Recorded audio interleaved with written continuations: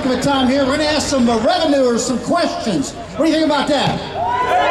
All right, without further ado, let's start bringing them up. Let's bring them. Yeah, I hope he's a better revenuer than he is. We're going to cheer for him right there. Go ahead, take a seat. All right, next one, Dale Gentry, maybe.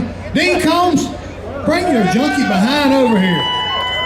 Dean is also a former NASCAR racer and a champion in the Daytona Dash Series. Dean Combs right there. Have a seat, my friend. Now, Rusty, I want to make sure you understand something. These jars, I know they look, they got liquid in them. Clear liquid. I tell you what, I can't believe Dean Combs is sitting next to Tommy Chapman. Well, there's a reason. That story. There's a reason for that. There may be some controversy. They did not like each other at all back in the day, that's for sure. Now, folks, don't get excited. That's water. All right, it's water. How about Dove Harris? Where are you at, Dove Harris? Glad to have you here, Dove. Now, Doug, he looks like a moonshiner, don't he? Heck yeah. How about Harold Swain? Now, he's got that Sunday go to meeting hat.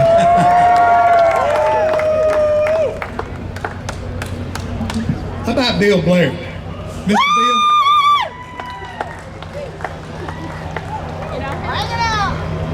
And last but not least, Jimmy Fallon.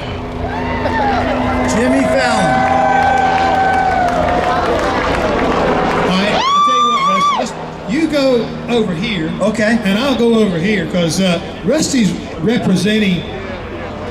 Well, let me ask y'all a question. I'm representing the revenuers. I know you're representing the revenuers. I know. I've got a question kind of like right on the get-go that I think will work. I think this will work. Who are the good guys up here? Who's the bad guys? Good guys?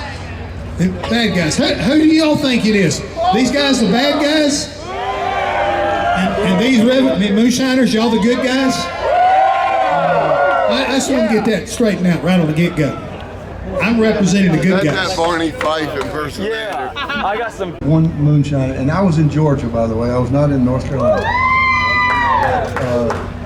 He actually was the #1 violator in the state of Georgia during that time. It was in the early 70s. And he was putting up over 50,000 gallons of mash a week.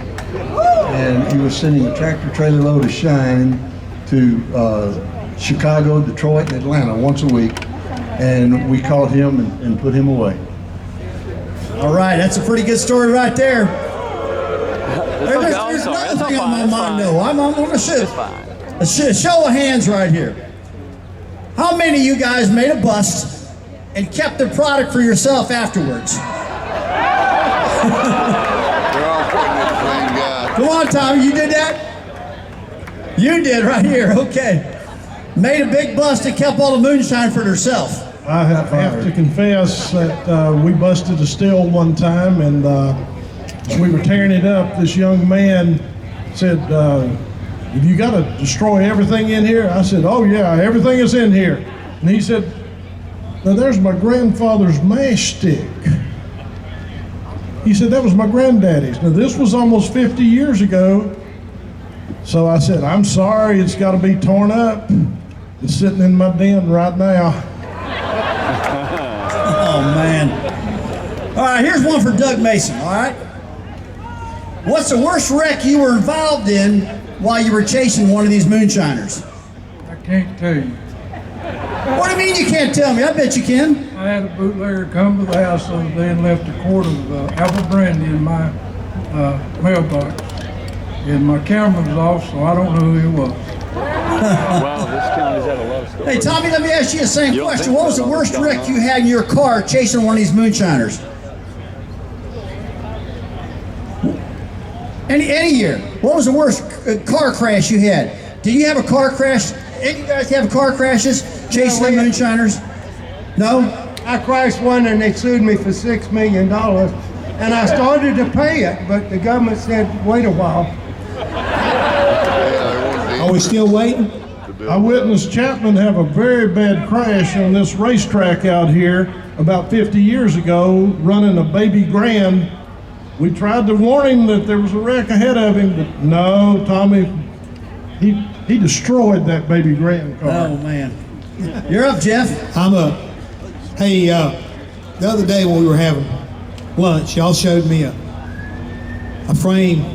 I guess it was a doctor's orders. Now, was get a doctor to write a prescription. And how much was the volume could you get? Was it a gallon or 10 gallons or what was it? You couldn't get that much. It's like a doctor. It was a quart, something like that. Okay, a quart of Shine legally through a doctor's prescription. Because again, they showed me prescriptions that were written, and I believe it was 1944? Okay. I did not know that. I didn't know you could go to the doctor and legally get drunk. Anything else you've ever done legally that was illegal? Well, I was down in Georgia with a 44, telling on these guys right here. I had a double barrel shotgun, the trunk sawed off. The revenue officer walked up to the car and a county deputy said, Big Jim, I knew me, said, what's that shotgun in this car for? No liquors on it. I said, let me tell you something, officer. I would never point this gun at a revenue officer, a police officer, but I said, you let a snitch, a rat, a squealer come through here, and I'll blow his hind end off. So you don't play. I didn't appreciate that much. Hey, let me ask y'all a question as far as your moonshine is concerned. How old were you when you started making moonshine?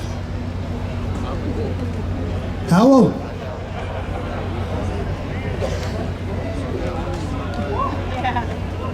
You were in grade school. So you're telling me you were 10, 11, 12? Bill? I was hanging out at still about 3 years old. How old? 3. Man, you couldn't even read or write. You couldn't even carry a sack of grain or anything. So, Well, my mother carried me down there. How about you? My first liquor steal was when I was 4 years old. My mother left me in charge of her brother and my daddy's brother, my 2 uncles. And as soon as Mama left, they took off over in the woods and said, come on. So I followed them over there. Well, we checked around. I didn't know what it was, but I was just hanging along with them. We come back. Mama, she's in there in the kitchen. She said, what do you got all over your shoes? I said, I don't know. She said, well, it stinks. Where have you been? I said, I've been with Uncle Bud and Uncle Bill over yonder in the woods. And she said, where? I said, over yonder in the woods. She called them in there and she lit the fire under their pants. How about you, Deb? 5-year-old. 5-year-old. Yeah, I used to, it's really interesting. I'd never forget, that thing sitting there steaming, and I love trains. Say something about trains. But I thought it was like a steam engine train sitting there. And that's the memory I got in my mind. And, but yeah, about 5-year-old. So, Dean, when did you build your first steam engine? First time I built mine was 16 years old. Okay. You know, times have changed back then. You know, when my dad and all my uncles, they were the moonshiners. They done it, you know, they done the moonshine deal to survive. I came along, you know, in the early 50s and 60s, and when I turned 16, you know, there was jobs everywhere. I had no business messing with moonshine.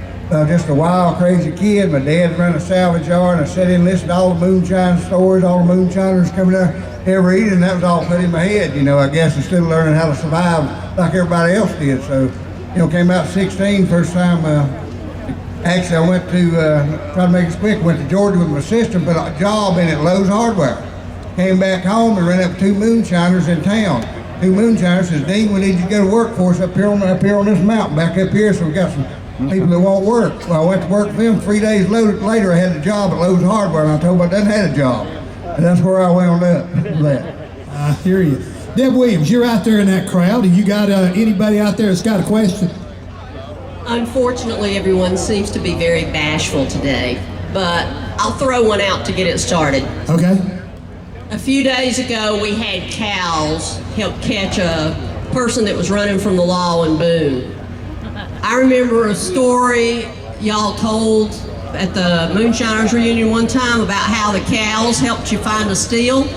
Can one of y'all talk about that, please? she said that the cows, you know, regular cow, moo-moos, okay? That was up in Boone, and the guy jumped out and he ran down through the pasture. Well, I the got cow, the meat now. no, that was a stranger, so the cow went on Yeah, down there Matt to see Dillon. who was in cool. the pasture Well, with him, and Phil so Swing, here you like comes my the hat? law. Okay. And they went in down there and caught the guy. That just happened a week or so ago in Boone. So,